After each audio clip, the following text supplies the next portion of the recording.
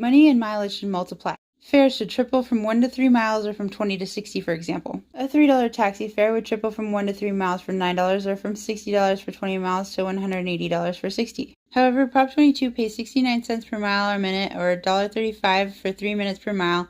That's $27 for 20 miles per hour or $41.40 for 60 miles per hour. That's 20 miles for $27 versus $60 taxi and 60 miles for $41.40 versus $180 taxi. The IRS says the standard cost per mile for mileage deduction is 70 cents per mile in 2025 and that you're profitable if you owe tax beyond that or your actual expense, whichever is greater. A 60-mile 1-hour trip would cost $42, so they're basically driving for free in California and other places with rates as low. Highway miles are highway robbery, as Uber and Lyft have cut the mileage pay over the years in the name of profit over people, causing drivers to drive more miles to make the same earnings they did before. If you're wondering how longer rides pay less, this per minute plus per mile equation coupled with the extreme reduction in the mileage rate is the answer. It's a scam. They're just digging deeper into drivers' and riders' pockets for their own. Portland drivers' net dropped by 54 to 70% per mile and 58 to 70% per hour on average from 2015 to 2021. Those drivers who then netted an average of $44 to $78 per hour between $1.27.5 and $1.87.5 per mile were reduced to $18.54 and $23.74 between 38 cents and 86 cents per mile, and not much has changed since the mileage has only increased by a penny.